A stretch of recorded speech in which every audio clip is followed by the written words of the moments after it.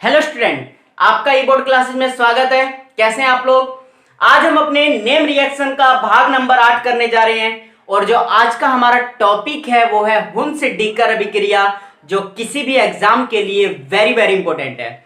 मैं आप लोगों को पहले ही बता चुका हूं कि नेम रिएक्शन से मिनिमम 4 नंबर के क्वेश्चन आने हैं और इससे अधिक भी आते हैं, वो अलग तरीके से इनडायरेक्टली आते हैं।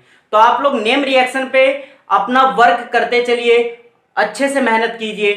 तो अगर हम बात करें हुन से डीकर अभिक्रिया की, तो हम लोग हुन से डीकर अभिक्रिया का प्रयोग मेनली ब्रोमो एल्केन प्राप्त करने के लिए करते हैं। जब भी हमें ब्रोमो एल्केन प्राप्त करना हो तो हम हुन से डीकर अभिक्रिया का यूज करते हैं।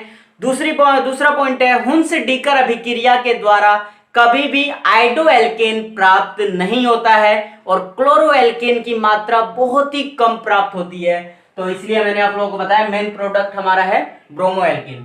तो रियल में हुन से डीकर अभिक्रिया क्या होती है, तो पहले रिएक्शन करते हैं, फिर थ्योरी पे आज कंसंट्रेशन करेंगे।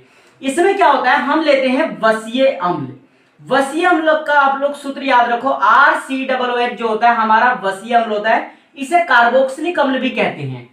ठीक है, जब इस वसीय अम्ल का हाइड्रोजन सिल्वर के द्वारा क्या हो जाएगा, विस्थापित हो जाएगा, इसका प्रतिस्थापन हो जाएगा, तो इसे हम बोलते हैं वसीय अम्ल का सिल्वर लवण बोलते हैं। तब इसे हम सिल्वर लवण, अगर इसका हाइड्रोजन क्या हो जाए, प्रतिस्थापित हो जाए। अब हम इसकी क्रिया किसके साथ कराते हैं, ब्रोमीन के साथ कराते हैं, कार्बन टेट्राक्लोराइड की प्रेजेंस में। कार्बन टेट्राक्लोराइड की प्रेजेंस में इसे ब्रोमीन के साथ गर्म करते हैं, हीट करते हैं। तो आप लोग देखो मन की आंखों से क्या क्या दिख रहा है। तो ये जो Ag है इसके ब्रोमीन के साथ, पहले ये देख लो, ये माइनस होगा, ये प्लस होगा। तो ये Ag जो है इसके ब्रोमीन के साथ के लिए क्रिया करके क्या बना लेगा, AgBr बना लेगा। क्लियर हुआ, AgBr बना लेगा। अब आगे बचा हमारा COO। अब ये COO क्या हो जाएगा, ये बाहर निकल जाएगा CO2 के रूप में। और जब ये CO2 के रूप में बाहर निकलता है, अधिकतर इस केस में होता है, वसीय अम्ल के केस में होता है, CO2 बाहर निकल जाता है। जब ये CO2 के रूप में बाहर निकलता है तो इसे हम कहते हैं ये विकार्बोक्सिलीकरण के रूप में भी कार्य कर रहा है। विकार्बोक्सिलीकरण क्लास 10th में आप लोग पढ़कर आए होंगे।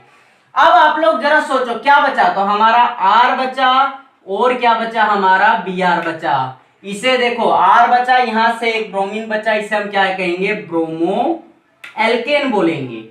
अब आप लोग अगर नोटिस करो तो यहां R का मतलब कम से कम मिनिमम एक छोटी कार्बन की चेन CH3 तो आएगी ही। तो CH3COOAG, यानी कि इस पूरे वसीय अम्ल में कार्बन में टोटल कार्बन चेन कितनी है, 2, और यहां पर ब्रोमो एल्केन में टोटल कार्बन कितना बचा, 1। तो इसीलिए इसमें कार्बन चेन जो है एक कम हो जाती है। थ्योरी देखो और बेटर क्लियर होगा। देखो क्या है, जब किसी वसीय अम्ल के सिल्वर लवण को, ये रहा, जब किसी वसीय अम्ल के सिल्वर लवण को कार्बन टेट्राक्लोराइड की, ये रहा, कार्बन टेट्राक्लोराइड की उपस्थिति में ब्रोमीन के साथ गर्म करते हैं तो ब्रोमो एल्केन प्राप्त होता है, जिसमें यानी कि इसमें वसीय अम्ल की तुलना में एक कार्बन परमाणु कम होता है। देख पा रहे हो, इसे रिएक्शन देखो, अगर मैं R की जगह रख दूं CH3COOAG, इसे क्या बोलेंगे, जरा सोचो नाम थोड़ी देर। इसका नाम क्या हो सकता है, UPSC पढ़ के आए हो बहुत अच्छे तरीके से, यू आर इंटेलिजेंट गाइस, बताओ क्या होगा।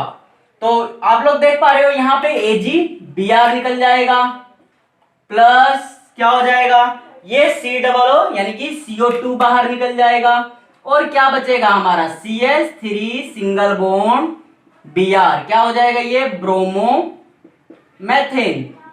अब देखो यहां पे कार्बन चेन कितनी है, 2 की है, यहां कितनी बची, 1 की, ब्रोमो एथेन प्राप्त हो गया, मेथेन प्राप्त हो गया, सॉरी।